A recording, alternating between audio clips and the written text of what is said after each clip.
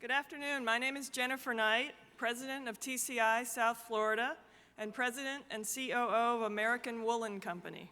It is my pleasure to welcome you to the 11th Annual Top Women-Led Businesses Luncheon and Award Ceremony. Before we begin, I have a few housekeeping items. May I ask that you all turn your cell phones to vibrate. If you want to let your followers know where you are this afternoon, and we hope you do, please consider tweeting as we go through our program using the hashtag TCITopWomen. Our silent auction will be closing at 12:45, so you have a few more minutes to make your final bids. If you haven't had a chance to bid, there are some great auction items right outside the door. Please hurry.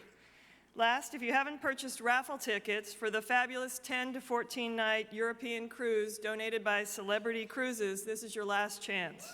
Woo! The cruise can be taken between May 2016 and June 2017. Tickets are $50 each, or 3 for $100. Tickets are available outside at the first silent auction table. A maximum of 300 tickets will be sold, and 100% of the proceeds go to TCI, so please buy tickets. Today would not be possible without our generous sponsors and board members who we rely upon to make this event a success. For this year's luncheon, I'd like to recognize our research sponsor, Kaufman Rawson, and particularly Janet Altman, who will be leading our program today. Thank you so much, Janet. Our program sponsor, Wells Fargo, and our contributors, Miami Children's Health Foundation and the Miller Family Foundation. I would like to thank our other sponsors as well. Thank you for your part in supporting women-led businesses. We couldn't have this special event if it weren't for all of you. Our sponsors are listed on the program and should be scrolling on the screen, so hopefully at some point they'll scroll on the screen. But let's give all our sponsors and auction donors another round of applause, please.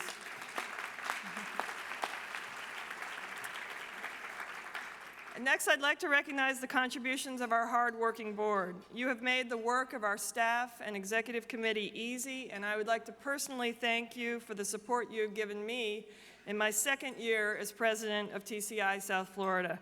Would all of our board members please stand up? Thank you.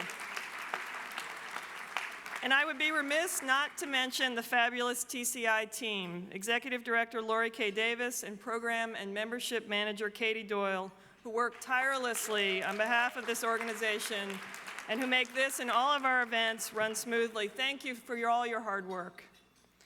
Okay, so who in our audience is new to TCI? There's a few. Let me tell you a little bit about this terrific organization. The Commonwealth Institute serves a unique role in our community by connecting business leaders to one another, providing networking opportunities and access to women CEOs and senior executives throughout our three-county area. The cornerstone of our mission is peer mentoring, and we do this in three main ways. First, through our executive forums, which help women during the critical stages of business growth.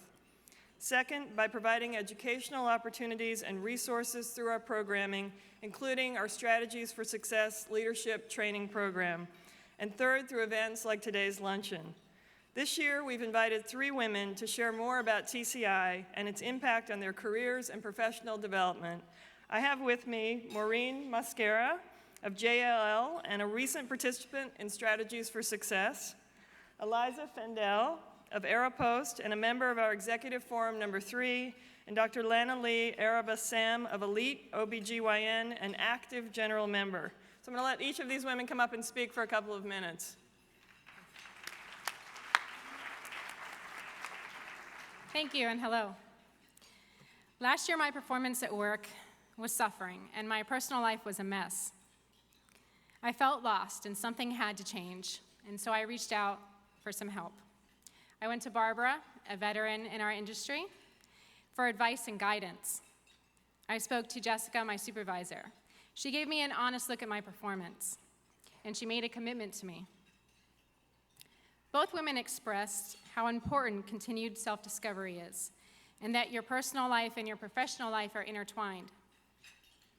They are active TCI members and recommended that I apply for the next Strategies for Success session. With their support, I dove right in. The program is highly interactive, It's a 4-part series, and each day was structured to teach us various aspects of leadership, such as presenting, networking, communicating, leading up and down the ladder, and networking. We were guided by a facilitator, coaches, and guest speakers. It was intimate, and there was time for peer-to-peer sharing. This added incredible value. I learned how important self-awareness is, and that being an observant and active leader in your own life prepares you to be a better leader at work. With this coaching, I formed the vision for the type of leader that I wanted to be, and I made sure that my actions were consistent with my values. I was lucky to be paired with Ginger Martin as my mentor. Relatable and wise, she dared me to let go of my baggage. The more I directly evaluated and self-adjusted myself, the more confidence I gained. See, TCI helped me to understand what a great leader looks like. I modeled that daily until it started to feel natural. My performance at work improved, and I'm actually leading some of my own projects now. And here I am, public speaking for the first time.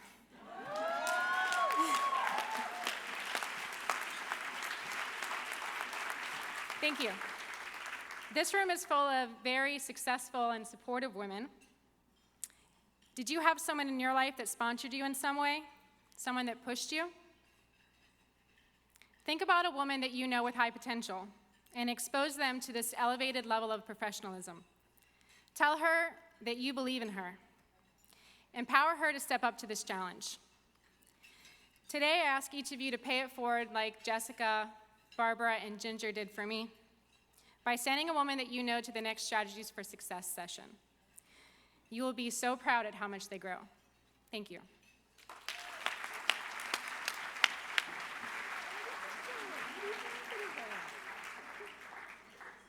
Congratulations, Maureen, that was great. My name is Eliza Fendel, and I'm the Senior Vice President of Culture at Aeropost, the e-commerce solution for Latin America and the Caribbean. What I value about TCI is the diversity of women I meet, the content of programs offered, the generosity of spirit of everyone I encounter, and the value of the information I receive and learn, both as a businesswoman and in my personal life. I initially joined as a general member, and the general membership allowed me to start connecting to the South Florida business community, networking at a deeper level than just passing around business cards that never followed through. 6 months later, I found gold with the Executive Forum. The Executive Forum gives me access to a small group of intelligent, educated, knowledgeable fellow executives who are my personal board, helping me measurably improve into a more seasoned professional. The women of Forum 3 have assisted me through major work conflicts, changes in colleagues, focusing and improving major presentations, the illness and death of my mother, and juggling a marriage, 3 kids, and work. Because of them, my performance is ever improving, a benefit to my family, my colleagues, my company, and ultimately myself. They are disciplined and rigorous in holding me accountable to myself. What else could I ask for? If this sounds like the next step in your executive development, there's an informational breakfast on May 24th at US Trust where you can learn more and ask questions. I recommend that you follow up with Lori K. Davis, our executive director. Thank you.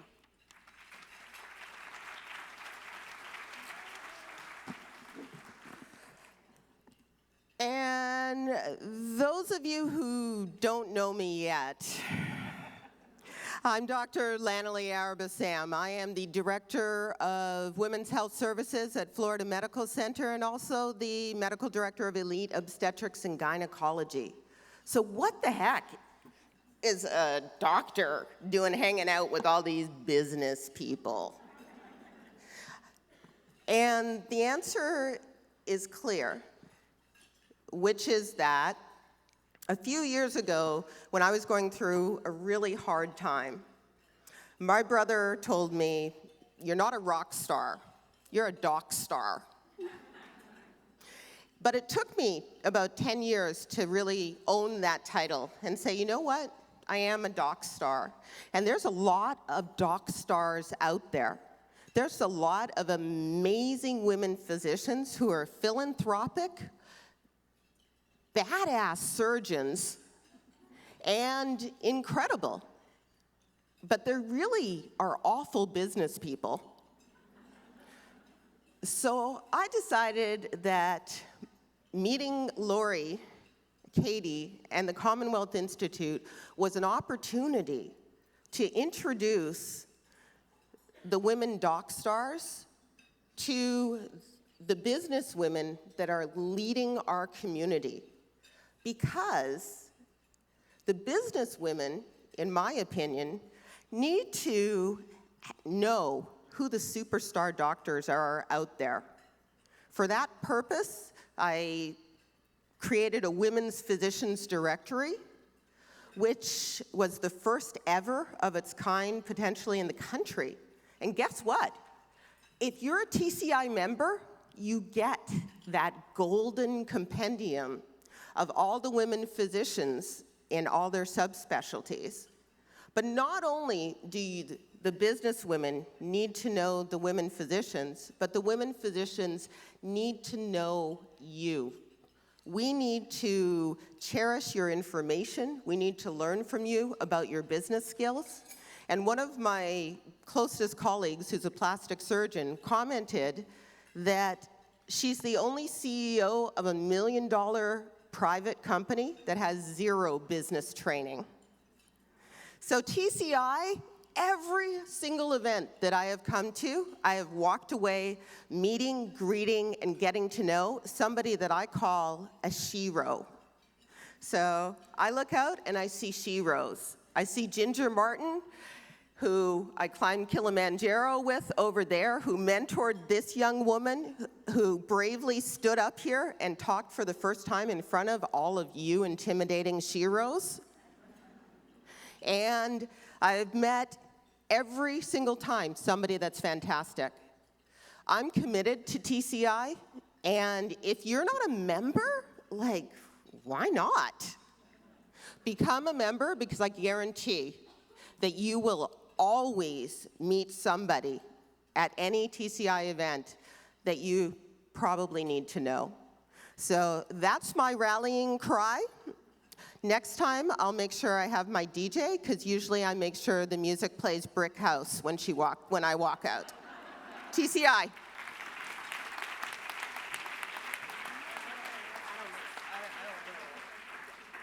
Okay, I hope you're as inspired as I am by these high-achieving, dynamic women and their experiences with TCI. As part of today's luncheon, we're offering $100 off the general membership fee for qualified women who complete their application in the next 24 hours. So there are application forms on your table, and you all also should have received an email where there'll be a direct link to join. Also, anyone who registers for Strategies for Success today, pending approval by TCI and your company, will receive a $500 discount off the $2,500 regular fee. And this is a really fantastic, top-notch program for South Florida, so I encourage all of you to send someone or sign up and attend yourself. Please indicate top 50 discount on your registration form so we make sure we give you that $500 off. Last, if you want more information, this is a little repetitive, but on our executive forums, please do come to the executive forum breakfast at 8:30 a.m. on May 24th at US Trust. And now let's move on to today's program. I'd like to introduce Doris Nera, Wealth Advisor and Senior Vice President at Wells Fargo Bank, who will introduce our program today. Thank you.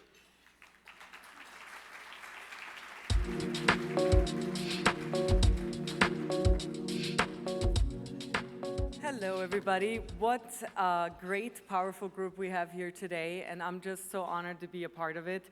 I've been for 2 years on the board now with the Commonwealth Institute, and it's been an extreme pleasure just getting to know all these wonderful people and the resources that come with it. As a member and employee of Wells Fargo, again, I'm extremely honored to be here. Wells Fargo really has a rich history in helping executive women and entrepreneur women to grow their businesses and be a partner in their journey. I also have a few of my colleagues here in the room with us today, so if anyone has any questions or needs any help, we have a great group of women there as well who really know their stuff and are here to help all of you. I hope you enjoy the program. We have a tremendous panel lined up for you. And to get you to that next part of our wonderful luncheon today, I wanted to introduce Janet Altman, who's another wonderful powerhouse. She is the marketing director and partner at Kaufman Rawson. She's been with the firm since 2000 and leads all of their aspects of their marketing program. And on top of it, Janet is also currently the chair of the Women's Fund. Please help me welcome Janet Altman.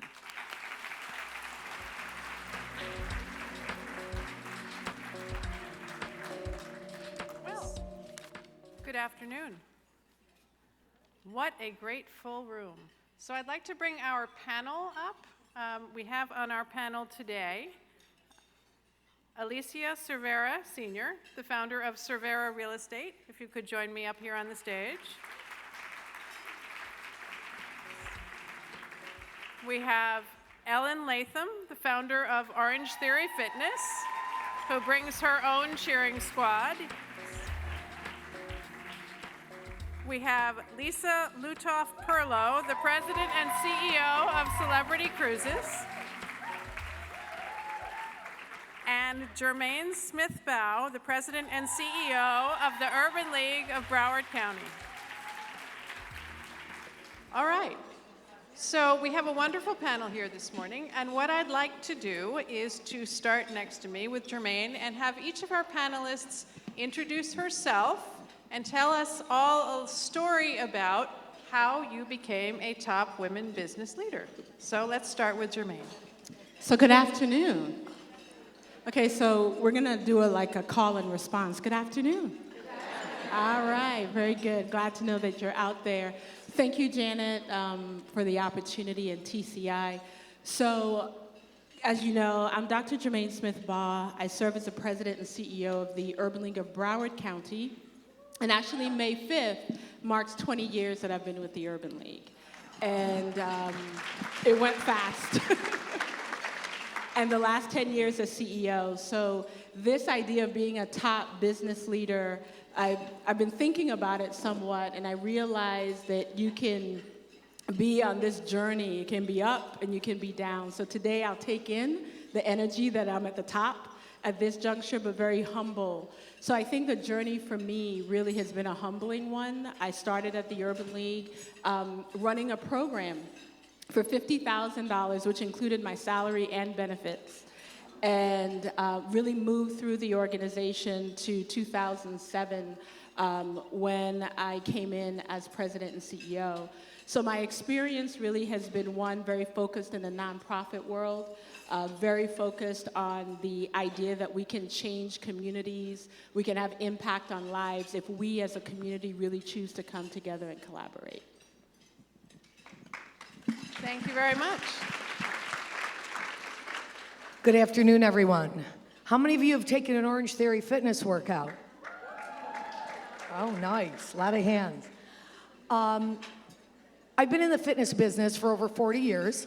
I have a bachelor's degree in physical education, a master's degree in exercise physiology. So I've literally been teaching fitness from way back at the Jane Fonda leg warmer day. I've taught about everything that you can teach on the gym floor: step, spinning, high-impact aerobics, kickboxing. And about 9 years ago, I created a workout called the Ultimate Workout. And the reason why I created it is because I was real frustrated there was not a 1 hour workout that could metabolically charge the body. All levels would be able to take it, and that it would be something that would be successful. Finally, someone could go for 1 hour and they'd really see results.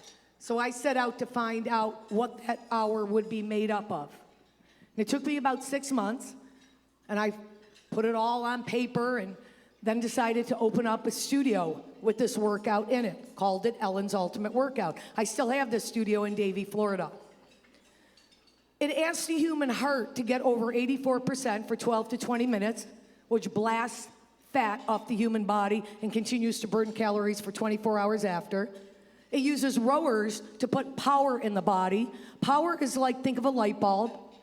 Most of my clients come in and their light bulb's about 60%, the power in their body, and they leave 100%. We use straps and we use weights for muscle work.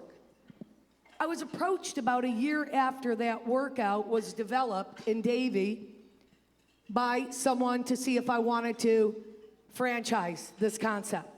I knew nothing about franchising, and I actually sent them away when they first talked to me, saying, I know nothing about franchising, I don't think that I can do that.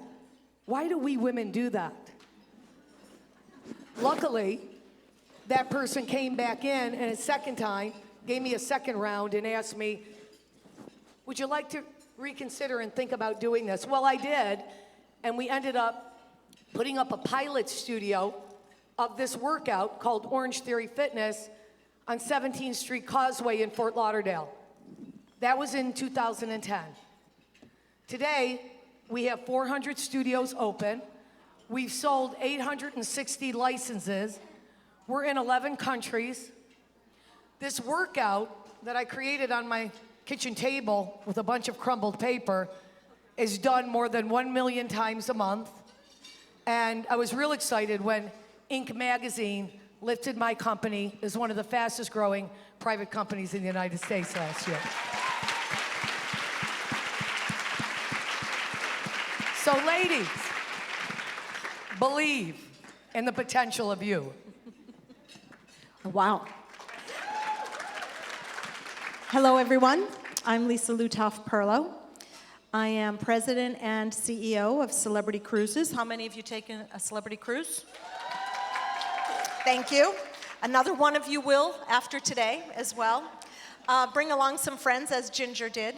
Europe is a beautiful and wonderful place. I was the first and still the only woman president and CEO of a publicly traded cruise line. So, thank you. The reason I say that is I have to remind myself of that every day. And I like to say that because it sounds so great. But I've been in this business, the travel business, for 32 years. I've been with our company for 31 years. I want to note how I started in this business because it was because of someone in this room that I am probably sitting on this couch today, and that's because I got my start at Crimson Travel in Boston, Massachusetts, in the Government Center office owned by none other than Linda and David Peresky. And that was a very happen chance thing. I was young, didn't know what I wanted to do, saw this ad in the Boston Globe and said, hey, why not?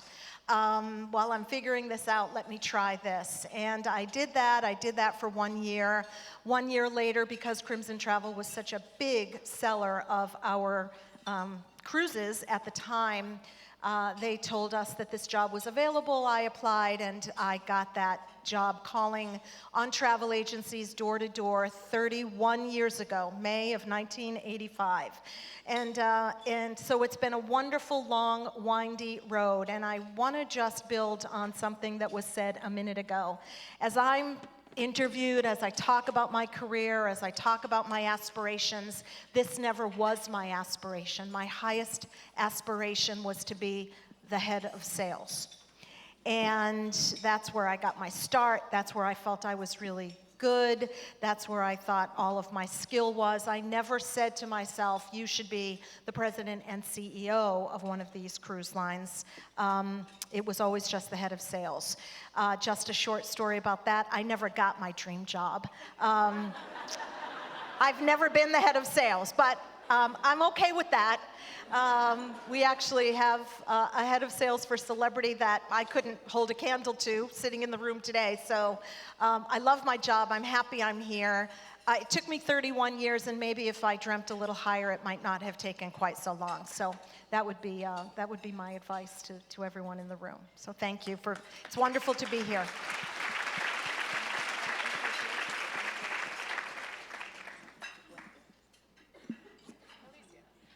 Hi, I am Alicia Cervera.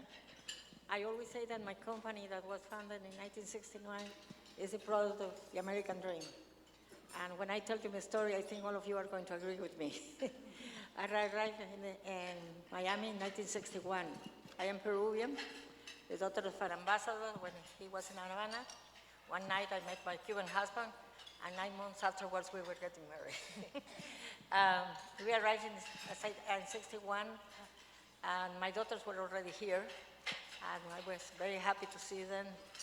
The situation in Cuba was very bad for us, and we were starting a new life. It was a challenge to adapt to a new culture, and after my son was born in 1967, I identified myself with the United States more. I have an American son, so I started getting involved, and I went into real estate. As I was looking to options, I read in the newspaper that Harry Hensley, the owner of the Empire State Building, was building a condominium in Brickell Avenue.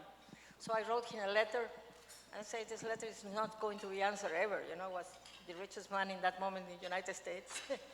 And to my surprise, a week afterwards, I have a phone call, and it was him, and he told me, I want to meet you in my apartment in Palm Beach. I went there, and I got the job.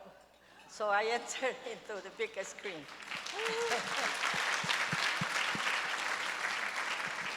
And that was the beginning of Cervera Real Estate.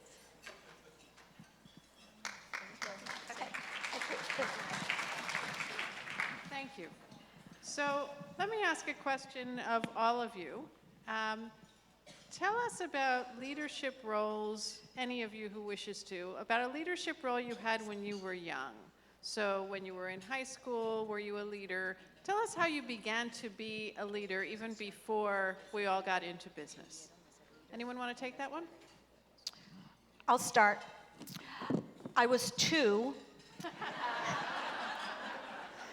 and my first sister was born. I have 2, and I just took on the leadership role. That's what I felt I was born to do. I told her what to do. I told her when to get dressed. I told her when to be ready for the school bus. I told her she had to brush her teeth. I made her lunch. And then it just grew from there. I kind of liked it. She didn't. I think my team can identify with that now, because that's what I still do. But I don't know, that's just how it started, and that's how it always went. And so when I went to school, I was teaching the other kids the Palmer method of penmanship. And then when my other sister, who's here in the audience, was born, when I was 14 years old, that's what I did too. I just took care of her and told her what to do, and they still resent me for that, and that's okay. But that's, I think you're born. You know, there's so many discussions about are leaders born or made. I really believe they're born. And you just take on those roles because they feel natural. And then you develop them over time. You hope you get better at them. You continue to try to work on the things that are good and maybe not so good about your leadership qualities. And you hope that people want to follow you, because I always believe that a true leader is, people will follow a leader because they have to. Many times. In the absence of that, there could be anarchy or chaos. But the real true leader is a person that people want to follow. And so that's, you know, how I've tried to fine-tune that skill since I was 2, and I won't tell you how old I am now. So I'll follow up from Lisa. I was 11, and my sister was in the Army, and I'm from St. Thomas, Virgin Islands. Anybody's ever visited? All right, good. Keep doing that. My parents live there. So I was sent from St. Thomas to Fort Bragg, North Carolina, to help my sister, who had 3 children.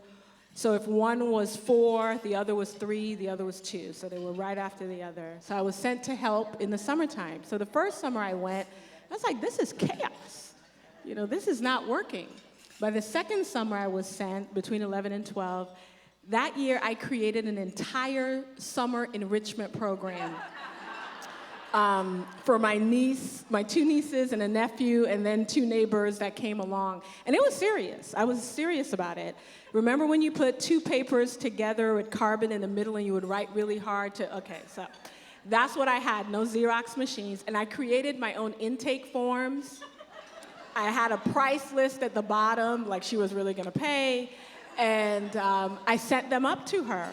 And my encouragement really to us in the room is, as funny as it sounds now, my sister could have taken those pieces of paper, chucked them away, but she didn't. She filled them out and she sent them back. She didn't send the deposit with it, but she did send the papers back. So, to encourage the young women in our lives, what might seem so simple and somewhat nonsense to us as adults, put yourself in their mindset and say, wow, this is a young lady trying to demonstrate that, one, I was not going to walk into chaos for another summer, and number two, little did I know that actually people would pay me to do this 20 plus years later. But that was about 11 to 12, and needless to say, by the third summer, we went from my one niece, my two nieces, nephew, and the two neighbors. I think I had about 10 kids by the next, and then I was getting paid. The other neighbors, she figured she was paying me by keeping a roof over my head in the summer. I'll go with that.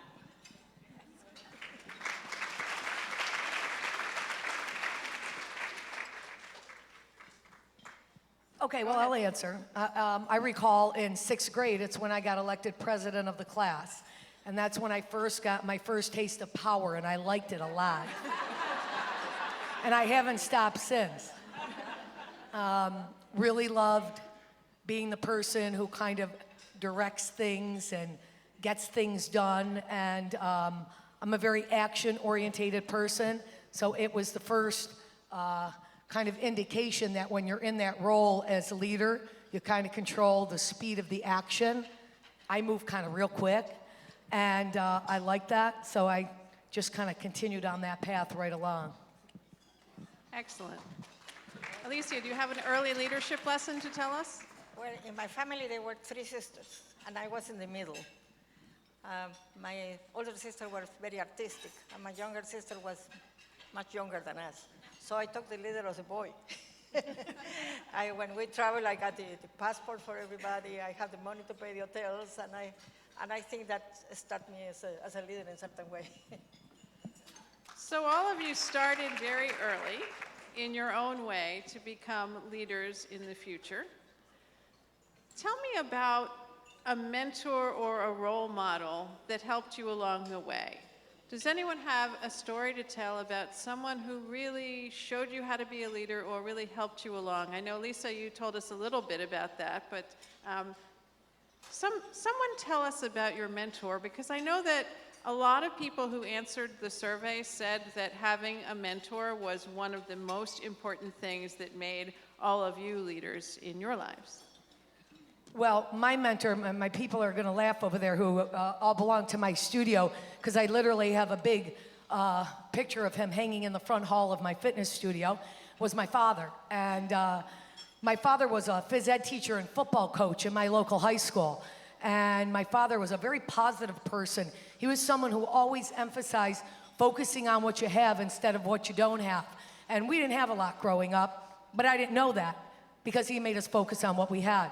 And I always jokingly tell it I call it the ice skating story. And it was really my first lesson with my father when I was 8 years old. He entered me into an ice skating race. And I was far from a seasoned ice skater. And I jokingly say, if anyone out there is from an Italian family, something goes on with Italian mothers, that they think the cold is going to do something very bad to their children.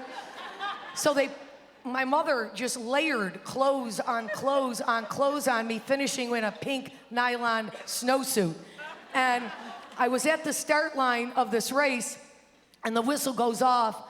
And I remember Beth Coffey, because you know how you remember that girl in elementary school who was the very fit girl who could always do the push-ups and the pull-ups? And that wasn't me, that was Beth Coffey, and she was to the right of me. And she was in this very form-fitting outfit, and I was just trying to prevent this 6-foot scarf from hitting her in the face because the wind was blowing. And the whistle goes off, and Beth takes off.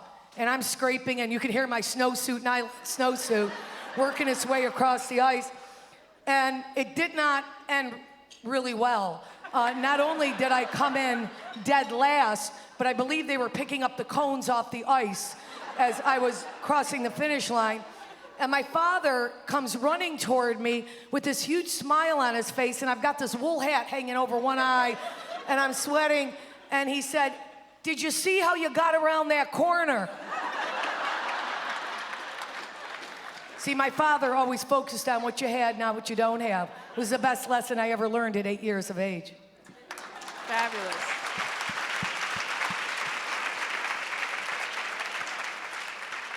That's a great story.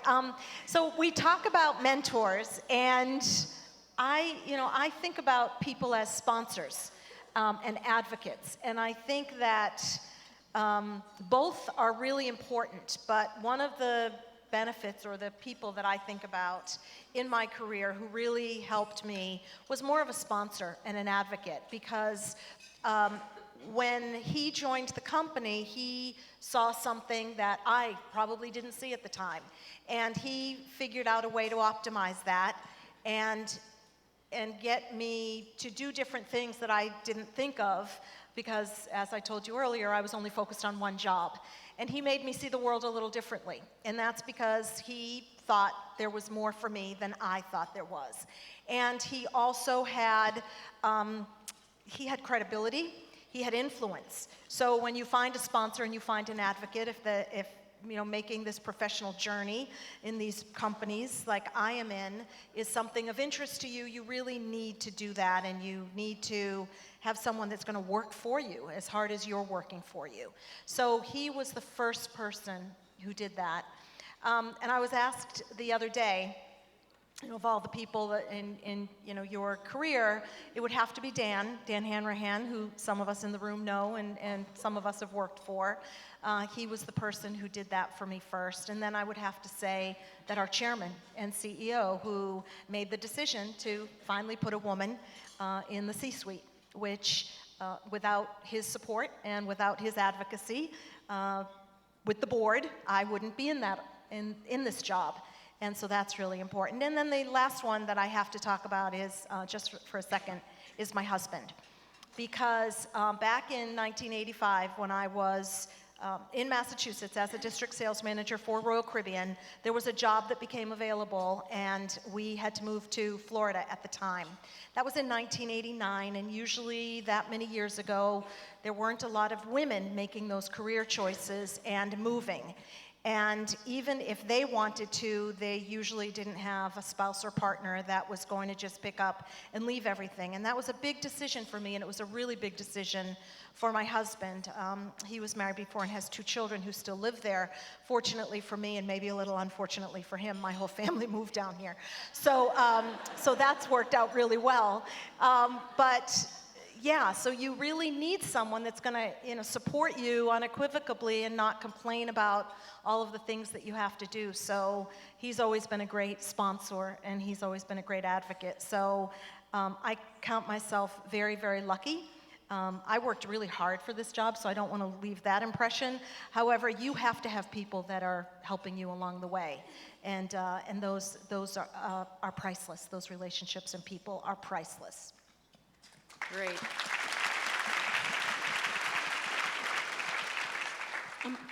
I would say I agree with Lisa. I look at people in my life as mentors, coaches, sponsors, and I've had the opportunity to have some really great people, a few that definitely come to mind, putting aside parents and so forth, because I love your story. I have to come up with a story like that one day.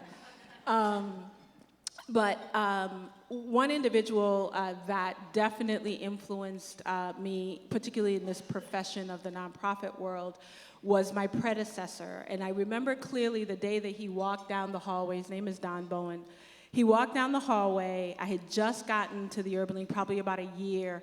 And I had had several different leadership experiences there. It was the Friday before Labor Day weekend. I'm in my office. I'm cleaning up. About 4 o'clock, he comes into the doorway and says, "I need to speak to you." So when the president and CEO comes into your office and says, "I need to speak to you" at 4 o'clock on a long weekend, all I can think about as I'm following him down the hallway, what did I do to get fired? Because this is not going to go over very well when I go home. So he sat me down and he said, "Listen, I have an opportunity, want to share it with you." And in that moment, he offered me the senior level position to run 90% of the Urban League, which in that time was program operations. And I'm looking at him and I'm thinking to myself, I've been here probably about a little less than a year. And he then goes through all the things that he saw that I was doing, and so forth. So I have to give him credit for seeing in me things that I didn't quite see in myself. And needless to say, by the time I got into the role, the people who were reported to me had children my age. So it was really a chance that he was taking to put me in that leadership role. But as I shared with him on Friday, as we talked just this last Friday, he'd say, it's one of the better decisions I've probably ever made in life. So I appreciate him for that. Another person that I would say, again, just keeping in the world of the nonprofit, would be an individual who is very known in Miami. And I remember calling him and saying, listen, I'm about to be appointed as president and CEO of the Urban League, and I'd love to come down and be able to talk with you. Would that be okay? And as I say the name, you will know who I'm speaking about. In true T. Willard Fair fashion, he said, that's the Miami Urban League. In true T. Willard Fair fashion, he said, I will grant you 30 minutes. I'm like, okay, but I could have caught an attitude and be like, fine, I'm not gonna drive all the way to Miami for 30 minutes. But instead, you humble yourself and you say, he has something that I need, not want, but need. He had been in that position for 40-something years at that time, and it was my opportunity to go. I would only say to you that he has become not only a coach and a sponsor, but an individual who that 30 minutes turned into 2.5 hours. Taking me through the decades of running an urban league and how you change and how you meet community need.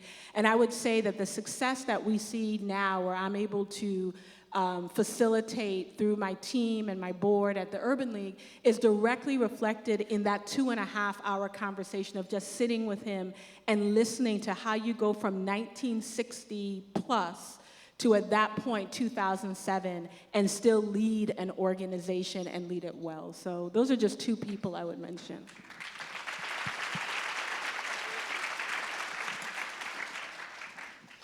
I come from a very strong line of women. My great-grandmother was born in 1865 or something like that, drove a car in the early 20th century. And I think she was the only woman that was in the street driving a car in 1910 or something like that. Wow. My mother was liked to build houses. And in that time, women did very little besides being a good housewives. But I remember her as a little bit of a funny story, dealing with a very beautiful woman of 30 years old, dealing with the construction worker, saying, give me the cement here and put the stairs there and put the other things there. So I think that my inspiration has been always beside the mother and the grandmother side, and I try to instill that in my daughters, even though I love my father and he was a fantastic intellectual, but I got my inclination toward the production side more than the intellectual side. Good for you.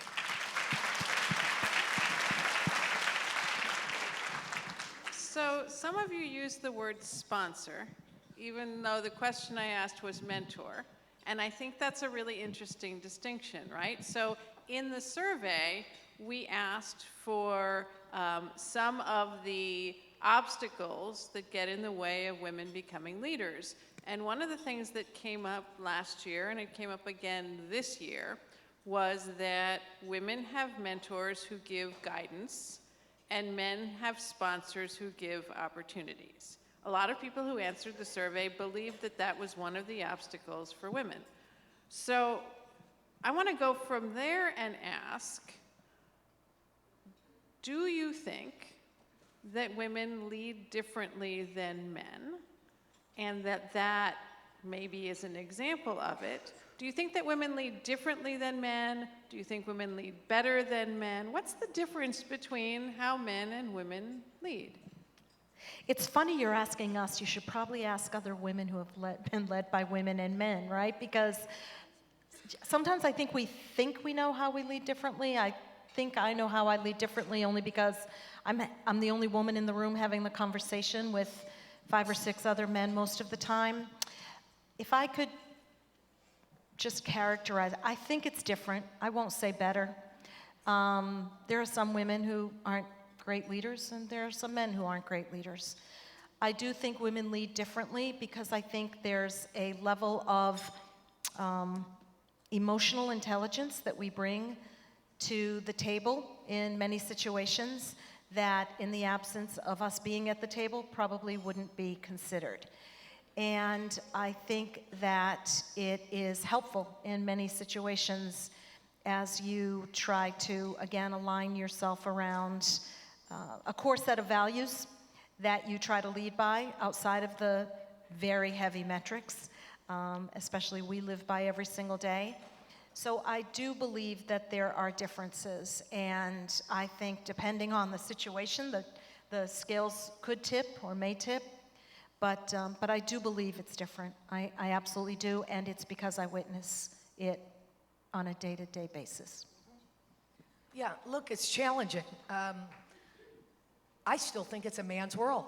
I mean, we've done better. We're working on it. We're moving along, but I've got 3 male partners, and they're wonderful partners. But, they're on the golf course making deals with other men, until I think we as women are looked at differently in the sense that we have the children, we're raising the children, we're worrying about them at home, and that it's understood that it's just as important for us to be out there and hitting the pavement and making deals and growing ourselves.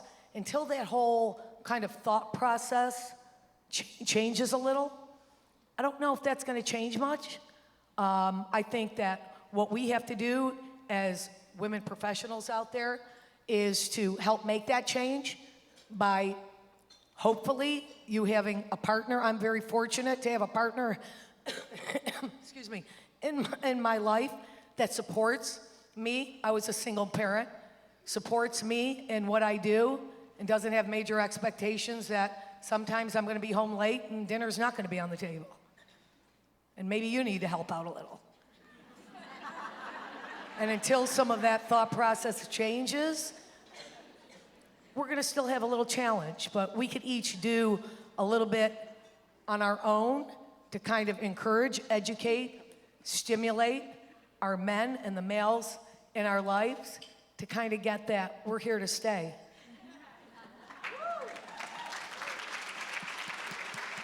So I want to spin that question a little bit differently for you, Alicia, because you are a leader and a powerful matriarch. All the women in your family are in this business, and yet real estate is seen as a man's world. And how do you do that? How do you create this company that is so powerful, that is all led by women, in a business that is really seen as a man's business? Well, I think that the most important, at least for me and I think for everybody, is to keep your identity. When I started working in real estate, I saw that many women try to imitate men in the way they dress, the big thing, taking the papers, their dresses almost with a tie, but without a tie, but it was a suit and something like that. I think, no, I am going to keep my flowers, I am going to keep my earrings, and I am not going to carry a big suitcase. And I think that that helped me a lot in the men's world, let me tell you, because I entered into a place and I was something different. And when something is different, you tend to pay attention. So I think that I got a lot of attention and a lot of success keeping my identity, my feminine identity. I would.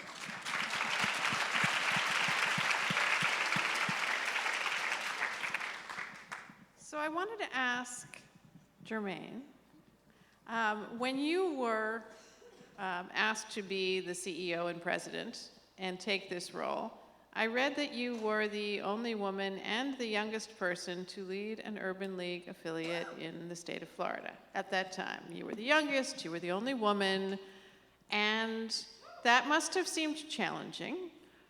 Which of those was more difficult to overcome in the way that you took on the role? That's a really good question. So I'm still the only woman in the state of Florida, not the youngest anymore. For context, there are 7 urban leagues in the state of Florida, from Tallahassee to Miami. There are 90+ urban leagues around the United States. The urban league movement is 105 years old. So in terms of being gender or youth being the obstacle, I would have to tell you that being a woman was the greatest opportunity. And the youth side would be the obstacle, because you just don't know what you don't know. I would tell you that as I look out here and as we were in the reception area and networking and talking, I would tell you that being a woman has helped me so much in this role. There's so many women out here today that have truly been, again, going back to your mentor sponsor piece, that embraced me. So as soon as women knew that a woman was about to be appointed, it's like it began a whole different type of conversation. I distinctly remember the day that it was announced in the paper that I would be appointed.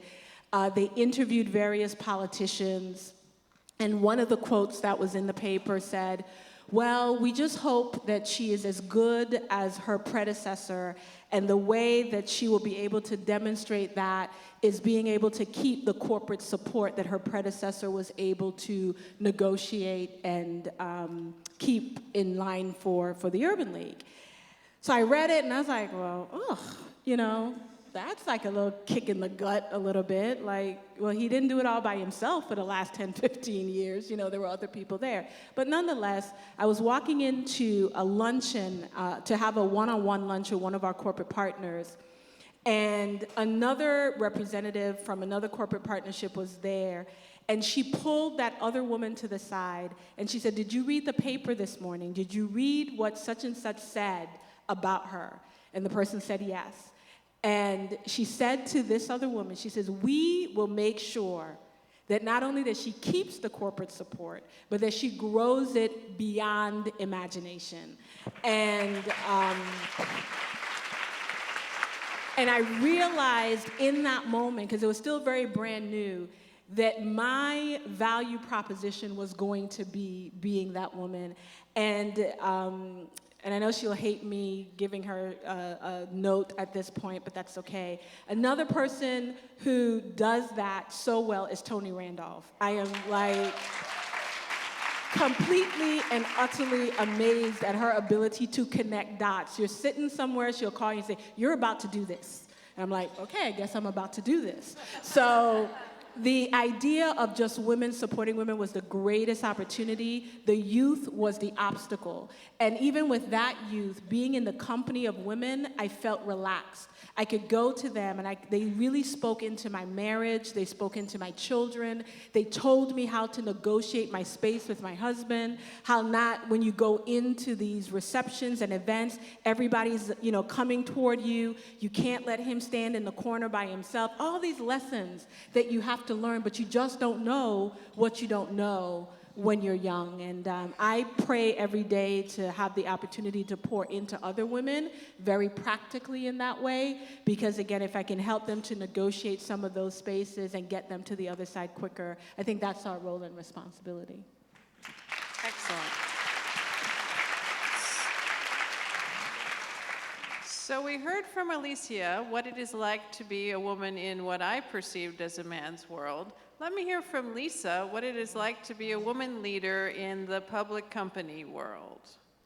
And very male-dominated world. I was in sales and marketing, I told you earlier, for 21 of my 31-year career. The biggest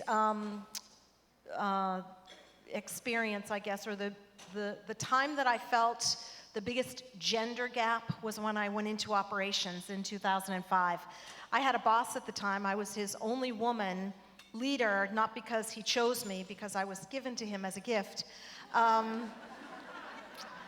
He had an 8:30 staff meeting every morning, and I was his only leader who wasn't invited. And so I needed to figure it out. I needed to figure out my way, and I needed to succeed in spite of him and in spite of some of the other men that I worked with at the time who were not very welcoming. And it And you know, it was a valuable lesson for me because what I realized is I would have to build my credibility and my experience and my success one interaction at a time. And fairly soon after that, however you want to classify soon, gender started becoming less and less of an issue. And that was great. But then I got another job where I not only ran hotel operations, but I ran marine operations. So if you think hotel operations is a male-dominated part of your business, the marine organization is pretty much 99.5% male.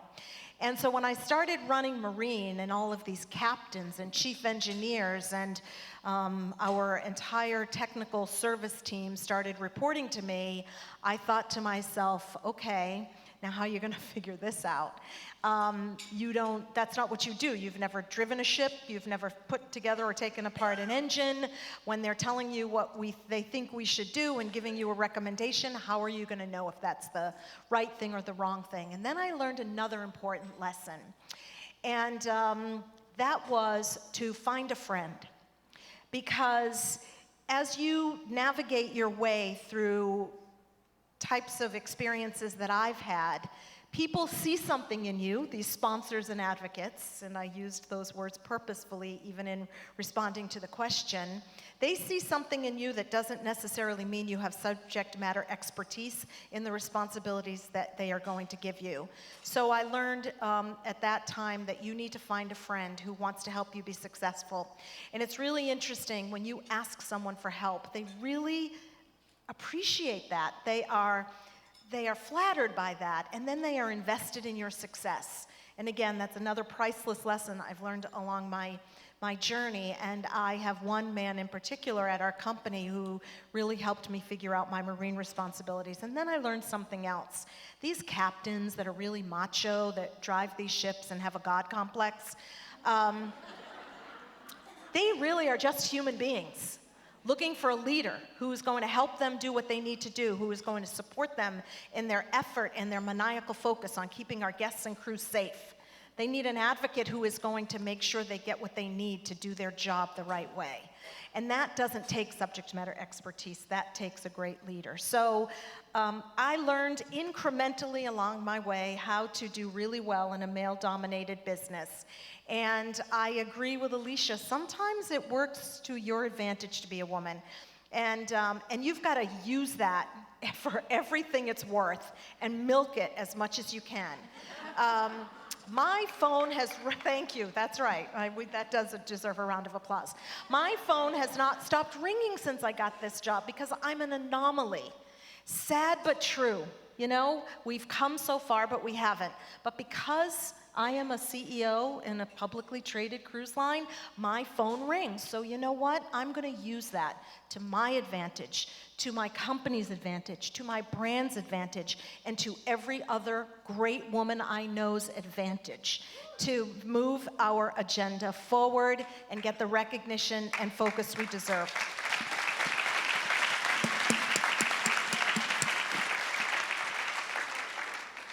So, Ellen, so we hear from Lisa what it's like to be the CEO of a publicly traded company, and you're the founder of a startup that has grown immensely in its first few years.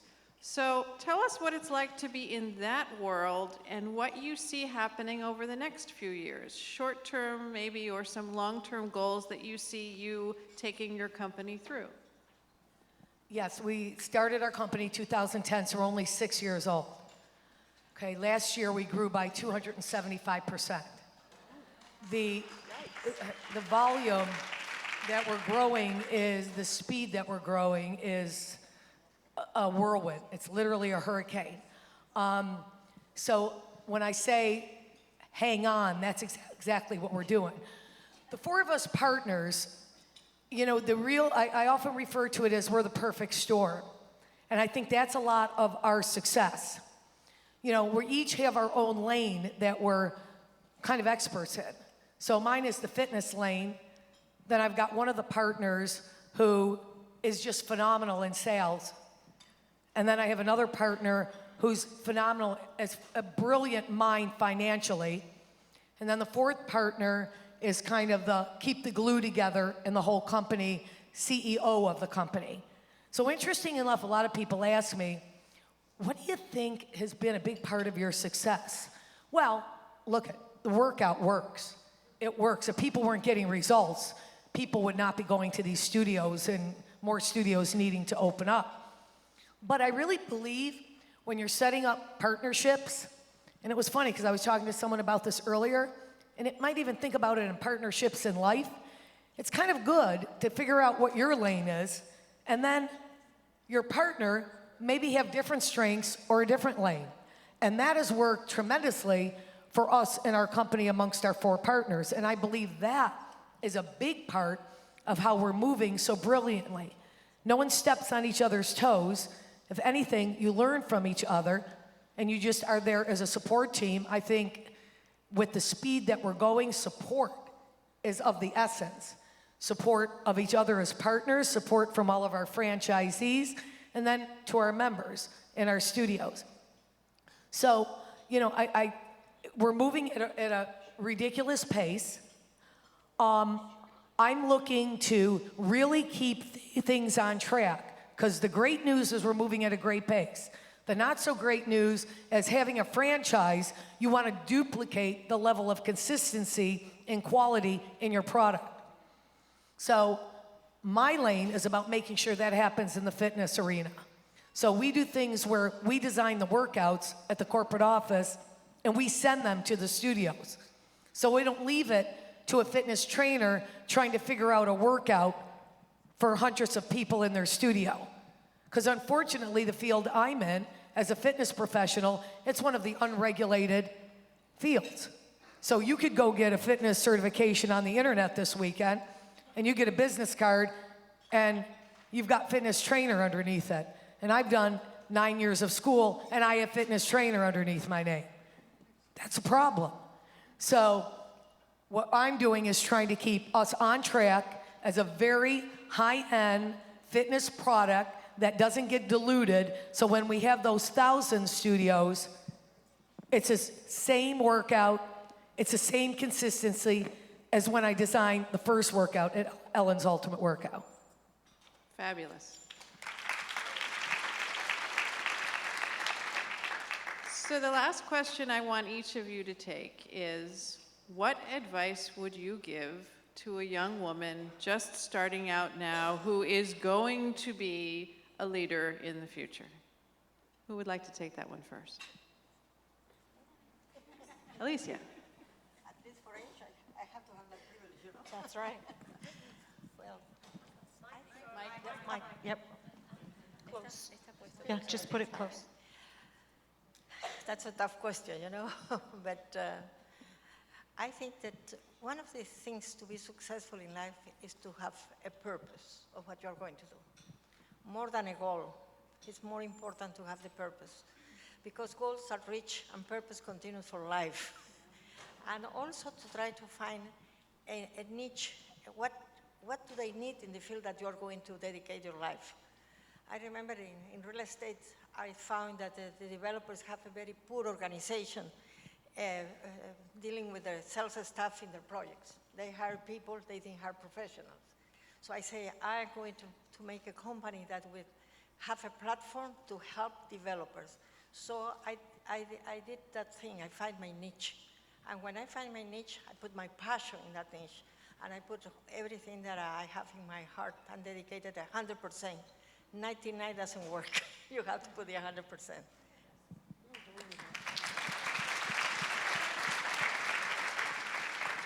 Lisa. When I was started out in my career, I didn't stay at a job very long. I knew some family friends who would joke with me every year if it was, isn't it time you changed your job, Lisa? And now I've been in this company for 31 years, and so I think what Alicia said is really important. Find your passion and find something that you love to do, because when you do, and sometimes you accidentally fall into that, like I did, like this business and then like this company, when you have that, time flies by. And the other advice I would give is don't limit how you think about what you can accomplish, and be willing and open to try new things. My career has been very long and extremely varied. It hasn't followed a linear path. And what I would say is that prepared me for this job. In the absence of that, I couldn't do this job. When I think about what I do every day, I realize how much I need to know about the business and how invaluable it is. And the only way I would have gotten that experience is if someone else made me get out of my comfort zone. Don't let that be you. It's wonderful that it happened, but don't make it be someone else that tells you you have more potential than you think you have, or you could do more things than you think you have. And then the other thing that I would tell anybody starting out is that you really need to pay it forward. You need to give opportunities to other people just like opportunities have been given to you, because in the absence of that, then you're just someone that's climbing the corporate ladder, and then I would argue you don't really have a purpose or a soul, and that's not good, because these opportunities are so great, you've got to include people with you. And the other is give back. You know, I listen to those stories here, and I'm in this room with all of these amazing people, women and men. That is my first experience in time here, yet I know so many people in the room. And Ginger, I've heard your name so many times. Ginger's just a dynamo and wonderful and always helping and giving back. And Giselle and just all the women that I've gotten to know since I've been given this tremendous opportunity. Give back. Help others, because there's a lot of people coming up behind us, and everything that we get and we fight for, regardless of who we are and why we do that, is fragile. And it is just as easy for it to go away as it is for it to continue and get bigger and grow. And so that's what I would tell my younger self that took me 31 years to learn.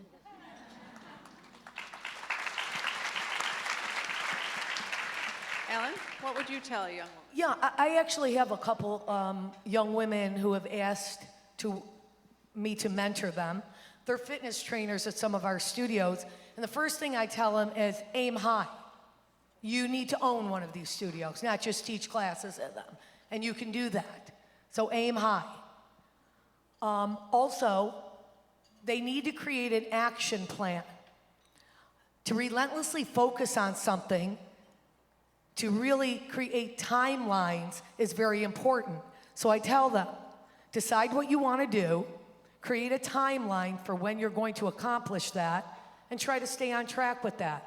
And it'll keep the train moving. It will keep action. Otherwise, you keep talking about the same thing 5 years later. You've been talking about you wanted that job, you wanted to open up that business, you wanted to write that book, and you're still talking about it. Okay, you have to relentlessly focus. And it's very, very challenging for women, as I tell them, and these are girls that aren't married yet, don't have children yet, because what you have to do to, I think, successfully relentlessly focus is you have to eliminate distractions. And that's very hard for us women. We've got our significant others, we've got children, we've got a lot of things going on. So you have something you want to create a major action plan with. And if one of the most important things is I've got to eliminate some things because I've got to be free up here to focus on it, to relentlessly focus on it so I can accomplish this. And then the last, I support what you say is you have to believe up here in the potential that you can do it. A lot of us as women, I mean, I'm a lot older than you, but we were raised with, some dialogue that wasn't the same dialogue as my brothers got. Okay, there was different language used, there was different information put in my brain than my brothers got. So you have to go up there and realize, and I always tell people this is a little physiology lesson, the human brain is not a rigid organ. The human brain is dynamic and adaptable, and it can be rewired. So if you were told certain messages as a child, you could rewire that. And typically the way you rewire the human brain is you have to keep believing in the potential of this. So I tell those girls, aim high, you can own a studio, and you gotta believe up here every day that you can do it. Work on some rewiring.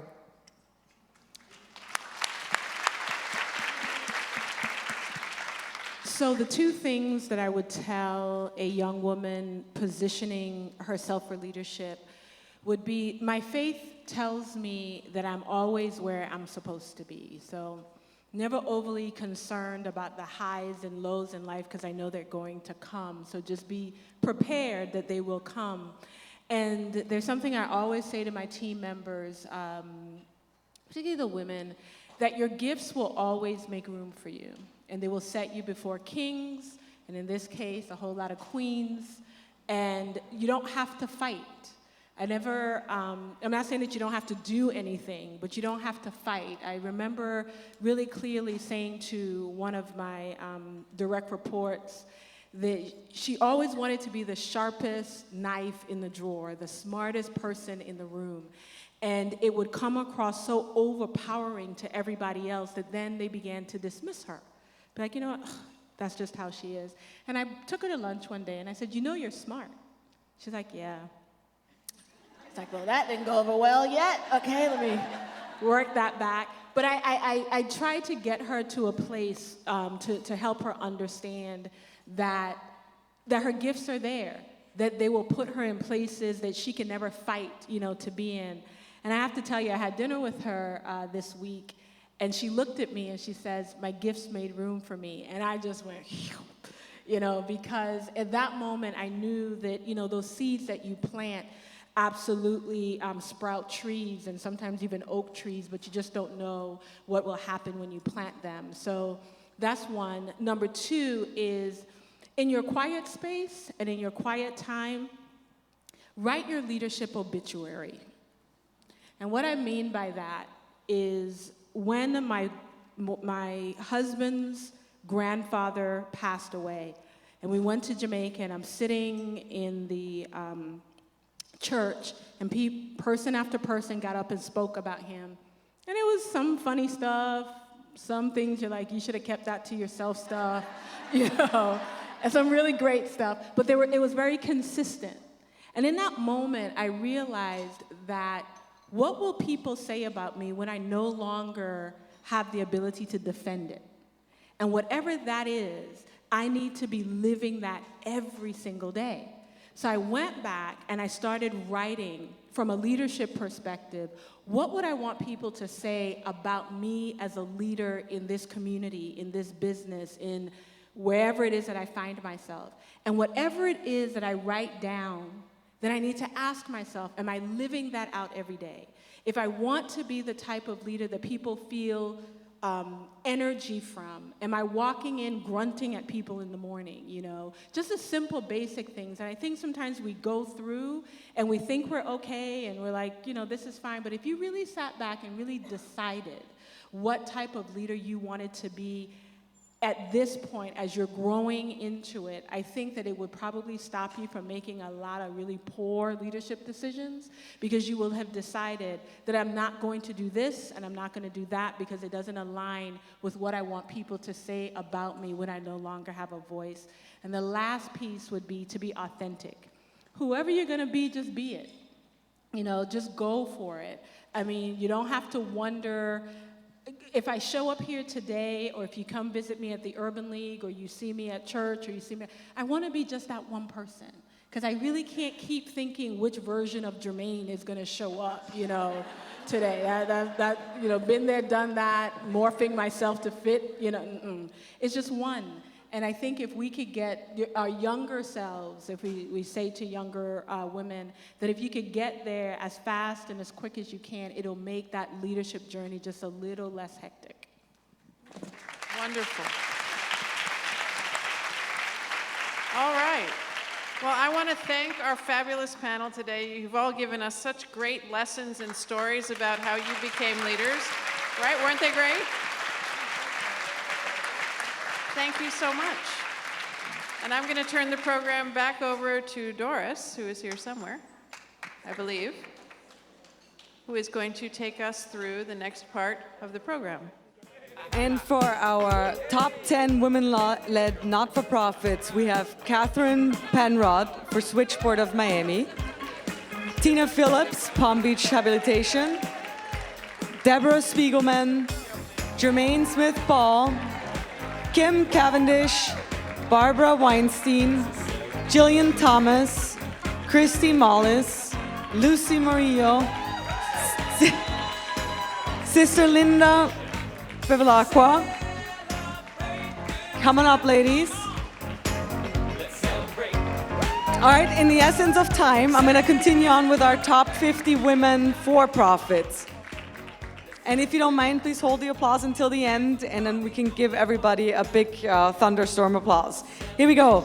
Debbie Margulies Horwitz, Deborah DeLeo, Kizzy Dominguez, Delia Pasi, Lourdes Martin Rosa, Jill Steinberg, Holly McDonald Korth, Deborah Smith, Linda Gonzalez, Ania Rodriguez, Jennifer Stafford, Eileen Rosenzweig, Dawn Tiora, Betsy McGee, Suzette DiMaggio, Joyce Wojciechowski, Sally Hayes, Susanna Robledo, Angela Hain, Mary Carmichael, Rita Goldberg, Jennifer Kramer, Leanne Hoey, Celeste Notardonato, Susan Stokes, Kay Stevenson, Tina Elmowitz, Sandy King, Miranda Monahan, Teresa Canless, Ginger Martin, Josephine Kling, Rachel Zapoznik, Mary Freeman, Barbara Stenkovsky, Maite Fernandez, Sue Romanos, Christine Franklin, Lisa Somerville, Catherine Muth, Deborah Herman, Leela Jamal, Olga Remudo, Ellen Latham, Linda Watson, Robin Ranzel, Alicia Severa, Deborah Beatson, Kristen Dolan, and Lisa Lott of Perlo. Congratulations to all the top nominees.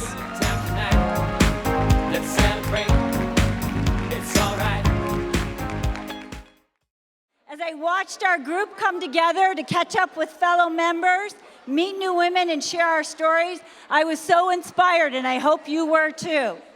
So thank you again to our great panelists for sharing your wisdom and journey with us. Your insights are a wonderful tool to help us all in our businesses and in our leadership roles. Thank you to our sponsors, our volunteers, our silent auction and raffle donors. The flowers on the table are for our honorees. Now, and again, please don't forget to check out at the silent auction. Sign up for more information on our executive forums and the May 24th breakfast. Register your high potential women today for your discounted fall session, and join TCI within the next 24 hours for $100 off. Don't forget, my honorees, pick up your awards right out of the door to the left, where you can have individual photo shoots too. So have a wonderful rest of the day. Thank you all for coming.